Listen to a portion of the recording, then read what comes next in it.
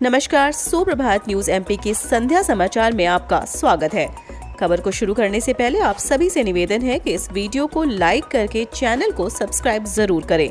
तो चलिए शुरू करते हैं आज शाम की मुख्य खबरें। गोरक्षा संकल्प सम्मेलन में पहुंचे मुख्यमंत्री शिवराज 406 पशु एम्बुलेंस को दिखाएंगे हरी झंडी। प्रदेश के हर विकास खंड में एक पशु चिकित्सा एम्बुलेंस चलेगी। इसमें डॉक्टर और पैरामेडिकल स्टाफ मौजूद रहेगा। एकीकृत कॉल सेंटर में टोल फ्री नंबर 1962 पर फोन कर एम्बुलेंस बुलाई जा सकेगी। मुख्यमंत्री शिवराज सिंह चौहान शुक्रवार को राजधानी भोपाल के लाल परेड मैदान से गोरक्षा संकल्प सम्मेलन में इन एम्बुलेंस को हरी झंडी दिखाकर रवाना करेंगे। इस अवसर पर प्रदेश की गो नीति की भी वह घोषणा करेंगे। दोपहर करीब 11:30 बजे सीएम शिवराज इस सम्मेलन में पहुंचे और कार्यक्रम का शुभारंभ किया। मुख्यमंत्री ने भाजपा प्रदेशाध्यक्ष विष्णुदत्त शर्मा के साथ मिलकर गाय का पूजन किया। गुलाब की पंखुड़ियों से मुख्यमंत्री ने गो पालकों का स्वागत किया। आंगनबाड़ी कार्यकर्ताओं के पद खाली होने से पूर्व ही भरने की प्रक्रिया होगी शुरू। राज्य सरकार आंगनबाड़ी कार्यकर्ताओं और सहायिकाओं की सेवानिवृत्ति से 6 माह पहले उस पद पर भर्ती की प्रक्रिया शुरू करेगी। इस संबंध में महिला एवं बाल विकास विभाग ने सभी संयुक्त संचालकों को निर्देश जारी किए हैं। इसके लिए कैलेंडर भी तय कर दिया गया है। जनवरी से जून तक रिक्त होने वाले पदों के लिए नियुक्ति की प्रक्रिया 6 माह पहले जुलाई से दिसंबर तक पूरी की जाएगी। तो जुलाई से दिसंबर तक रिक्त होने वाले पदों के लिए जनवरी से जून के बीच नियुक्ति की प्रक्रिया पूरी की जाएगी। राजा भोज एयरपोर्ट से 24 घंटे फ्लाइट ऑपरेशन स्वीकृत। एयरपोर्ट अथॉरिटी के मुख्यालय ने राजा भोज एयरपोर्ट से 24 घंटे फ्लाइट ऑपरेशन की सैद्धांतिक स्वीकृति दे दी है। अथॉरिटी इस निर्णय को जल्द लागू करने का प्रयास कर रही है, लेकिन सीआईएसएफ के जवानों की संख्या कम होने के कारण यह निर्णय तत्काल लागू नहीं हो पा रहा है। अथॉरिटी ने 1 अप्रैल से भोपाल एयरपोर्ट को 24 घंटे उड़ान संचालन वाले हवाई अड्डों की सूची में शामिल करने का निर्णय लिया था, लेकिन औपचारिकताएं पूरी करने में समय लगने के कारण विलंब होता गया। अब अथॉरिटी के मुख्यालय ने इसकी स्वीकृति दे दी है।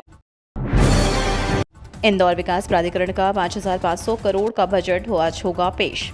स्वच्छता में नंबर 1 इंदौर में कई विकास योजनाएं जमीन पर शुरू हो चुकी हैं, तो कई का खाका तैयार किया गया है। इनमें से बहुतायत योजना इंदौर विकास प्राधिकरण द्वारा पूरी की जा रही है। प्राधिकरण शुक्रवार को अपना बजट पेश करेगा। इसमें startup park, TPS scheme, city forest और ग्रीन रिंग कॉरिडोर जैसी महत्वपूर्ण योजनाएं सामने आएंगी। इसे देखते हुए प्राधिकरण का बजट विगत वर्ष के बजट से 5.5 गुना बड़ा होगा। बजट दोपहर 1 बजे पेश होगा। इससे पहले आईटीए अध्यक्ष जयपाल सिंह चावड़ा ने बजट की पहली प्रति खजराना गणेश को अर्पित की। इंदौर की आबोहवा स्वच्छ बनाए रखने के लिए आईटीए ने इस बजट में हरियाली के लिए विशेष प्रावधान किए हैं। अब 5 करोड़ रुपए के कारोबार पर ई इनवॉइस जारी करना अनिवार्य। जीएसटी में एक और अहम बदलाव किया गया है। ऐसे सभी कारोबारी जिनका टर्नओवर 5 करोड़ या ज़्यादा है, उन्हें अब अनिवार्य रूप से ई इनवॉइस जारी करना होगा। यह बदलाव 1 अगस्त से लागू होगा। केंद्र सरकार ने इस बारे में अधिसूचना जारी कर दी है। ई इनवॉइस जारी करने की यह सीमा 10 करोड़ रुपए वार्षिक टर्नओवर है। कमर्शियल टैक्स प्रैक्टिशनर्स एसोसिएशन के पूर्व अध्यक्ष केदार हेड़ा के अनुसार जीएसटी में किसी भी पंजीकृत व्यवसायी का वित्त वर्ष 2017-18 से लेकर वित्त वर्ष 2022-23 तक यदि किसी भी एक वित्त वर्ष में कुल सकल टर्नओवर 5 करोड़ से अधिक रहा है तो ई इनवॉइस जारी करना अनिवार्य होगा। मानव संग्रहालय में पाट्रे प्रशिक्षण कार्यशाला। जनजातीय संग्रहालय में देखें चित्र प्रदर्शनी। शहर में सांस्कृतिक, सामाजिक, कलात्मक, खेल, धार्मिक आदि गतिविधियों का सिलसिला चलता रहता है। आज शुक्रवार 12 मई को भी शहर में कई ऐसे कार्यक्रम हैं जिनका आप आनंद उठा सकते हैं। हालांकि आप यह भी ना भूलें कि कोरोना संक्रमण के मामले एक बार फिर सामने आने लगे हैं। लिहाजा आपको हमारी सलाह है कि घर से बाहर निकलते समय आप मास्क का उपयोग करें और सुरक्षित शारीरिक दूरी का ध्यान रखें। यहाँ हम कुछ ऐसे चुनिंदा कार्यक्रमों की जानकारी पेश कर रहे हैं जिसे देखकर आपको अपने दिन की कार्ययोजना बनाने में आसानी होगी। भोपाल पहुंचा बीएड संबद्धता लेन देन का मामला। उच्च शिक्षा मंत्री करवाएंगे जांच। जीवाजी विश्वविद्यालय में बीएड की संबद्धता में लेन देन का मामला लगातार गरमा रहा है। हाल ही में संबद्धता में लेन देन को लेकर कार्य परिषद सदस्यों के बीच हुई बातचीत का दावा करने वाले ऑडियो सामने आने के बाद यह मामला भोपाल पहुंच गया। उच्च शिक्षा मंत्री मोहन सिंह यादव ने मामले की गंभीरता से जांच करवाने की बात कर रहे हैं। वहीं दूसरी ओर दक्षिण विधानसभा के विधायक भी इस मामले में जेयू को भ्रष्ट बताकर सीधा निशाना साध रहे हैं और कुलपति से इस्तीफा देने की मांग कर रहे हैं। इतना ही नहीं, इसके साथ साथ एक और ऑडियो बहुप्रसारित होने की भी चर्चा सामने आ रही है। ईवी पर फर्म को ब्याज में कर की छूट नहीं। पेट्रोल व डीजल के बढ़ते दाम हर वाहन चालक की जेब पर भार डाल रही है।